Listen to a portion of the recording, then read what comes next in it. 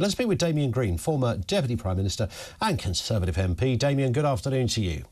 Hello, Ian. There is always we were talking with our previous guest, there's always, I suppose, a price to be paid for any government that's been there for, nearly a decade and a half. That brings with it perhaps some admiration, but also some obvious bear traps.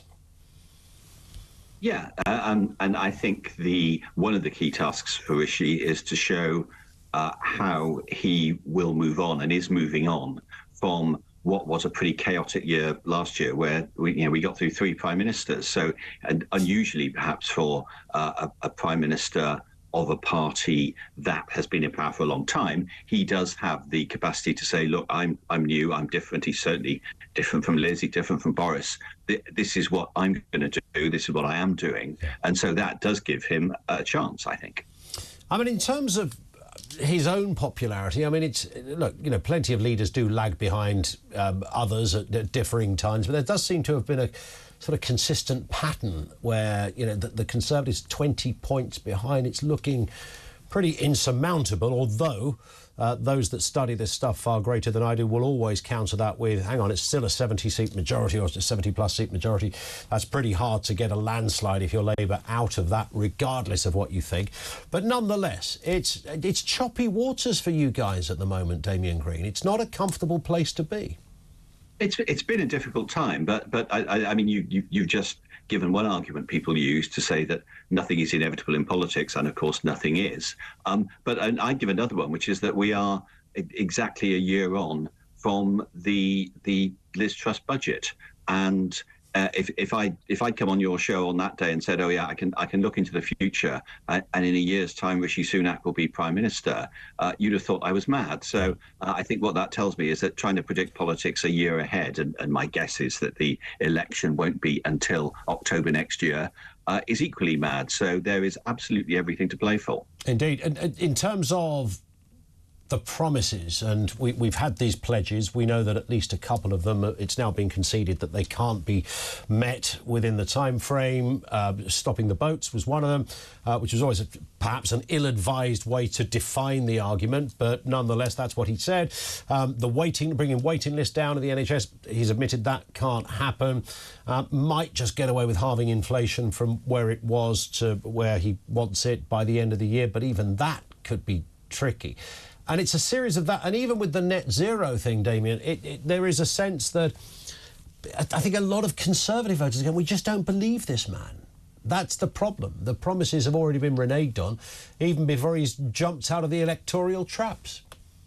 Well, I don't think that's true. I think of the 5 pledges, the 3 economic pledges, and actually inflation is the most important one. That's why it's the first one. I think they will be met, and they in turn give a basis for much greater optimism about the economy than we've had for the past couple of years. And there are reasons. I mean, obviously, we all know that the NHS strikes are what's stopping waiting lists coming down. Long waiting lists, 2 years or so, have already been all but eliminated. So there is progress being made on that. And the number of people coming on the boats is down 20% this year. So there's progress on that as well.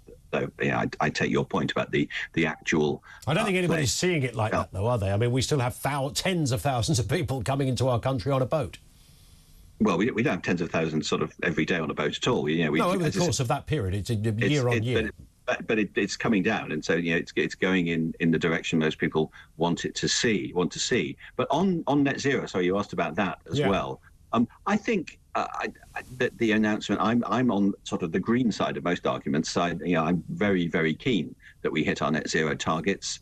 And I'm keen for providing consistency for industry so we get massive investment in the jobs of the future. That capitalism is going green around the world, and we need to get our fair share of that. But within that, I think people accept the realism of saying, let's be honest about this, there will be costs to reaching net zero. And so I'm not going to promise the world and say it's going to be completely cost-free. Actually, it is going to cost something. And at the moment, we're going to relax a couple of the targets for a few years because people won't be able to cope over that sort of time frame. And I think it's that kind of pragmatic realism that lies at the heart of Rishi Sunak's appeal. The election, you mentioned October, is that inside information, Damian? You've always got your ear to the ground. If people in Parliament and Westminster speak, they speak to Damian Green. We know this. Have you got the intel? Is it definitely October next year? No. I mean, it's sort of what I would hopefully describe as intelligent guesswork. As you've made the point, we are 20% behind in the opinion polls. I've never known a government want to go early for an election. No, true.